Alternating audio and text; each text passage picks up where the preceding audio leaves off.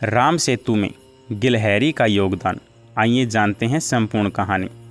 यह प्रसंग उस समय का है जिस समय भगवान राम माता सीता को रावण के बंधन से छुड़ाने के लिए लंका को जा रहे थे। जब उनकी पूरी वानर सेना समुद्र के किनारे पहुंच गई, तब किसी भी प्रकार का कोई मार्ग नहीं मिला कि उस समुद्र को किस प्रकार पूरी सेना के साथ पार किया जाए। इसी के संदर्भ में गिलहरी का योगदान भी सम्मिलित हुआ, क्योंकि वहाँ पर एक राम सेतु बना था जिसमें गिलहरी का बहुत ही बड़ा योगदान रहा था।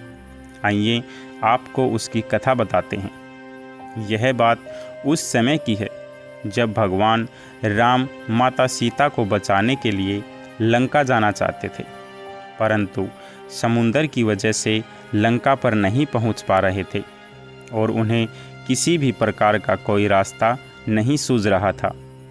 इस पर भगवान श्री राम क्रोधित हो उठे और उन्होंने समुंदर पर बाण तान दिया, जिसकी वजह से समुद्र देवता भयभीत हो गए और भगवान श्री राम के सम्मुख प्रकट हो गए और वार्तालाप में उन्होंने बताया कि आपकी सेना में नल और नील दो ऐसे वानर हैं जिसके ज़रिए आप राम सेतु का निर्माण कर सकते हैं और इस समुद्र को पार कर सकते हैं। इसके पश्चात वानर सेना और हनुमान जी ने तय किया कि हम सागर के ऊपर एक सेतु का निर्माण करेंगे और उसी पर चलकर लंका पहुंच जाएंगे। इसके पश्चात हर एक वानर ने पत्थर पर प्रभु श्री राम का नाम लिखना शुरू किया और नाम स्मरण करते हुए नल और नील ने पत्थर को सागर में डालना शुरू किया। जैसे ही प्रभु का नाम लिखकर पत्थर डालने लगे तो पत्थर भी पानी में तैरने लगे और कुछ ही दिनों में राम सेतु बनकर तैयार हो गया। जिस समय राम सेतु बनाने में सभी वानर व्यस्त थे, उसी समय एक छोटी सी गिलहरी ने उन सभी को पुल बनाते हुए देखा था। गिलहरी ने मन में सोचा कि प्रभु श्री राम तो साक्षात भगवान हैं।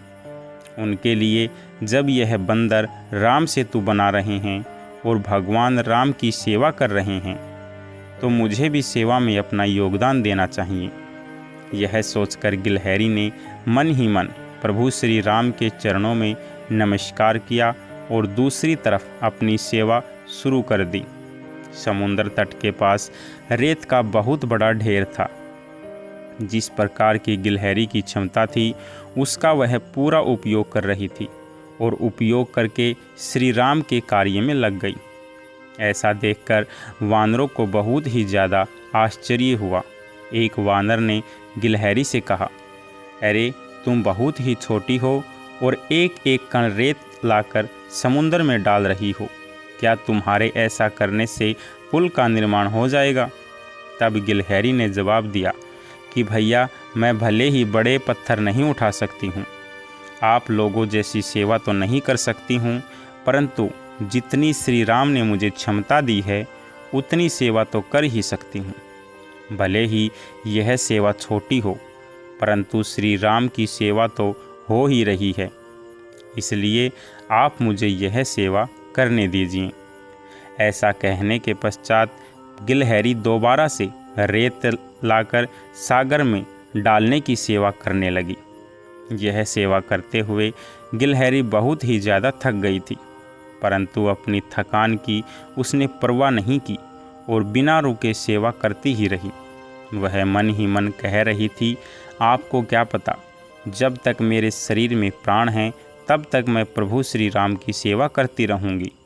इसके पश्चात जब वह दोबारा रेत लाकर समुद्र की ओर जाने लगी, तब किसी ने बहुत ही प्रेम से उसकी तरफ देखा। जी हाँ, वह श्री राम प्रभु ही थे।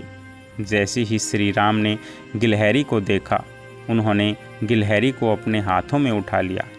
इसके पश्चात श्री राम ने अपने प्रेम से अपनी दाहिने हाथ की उंगलियों से उसके सिर पर हाथ फेरते हुए गिलहरी से कहा, भले ही तुम छोटी हो, किंतु तुमने मेरी सेवा बहुत ही अच्छी की है, इसलिए मैं तुमसे बहुत ही अधिक प्रसन्न हूँ। इतना सुनते ही गिलहरी भाव विभोर हो उठी।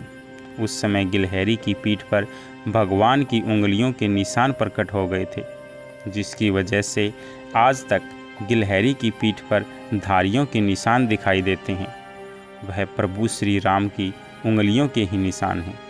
इसके पश्चात प्रभु श्री राम ने गिलहरी से कहा, जो भी तुम्हारी जैसी सेवा करेगा उस पर हमेशा मेरी कृपा बनी रहेगी, उसे किसी भी प्रकार की कमी नहीं आएगी।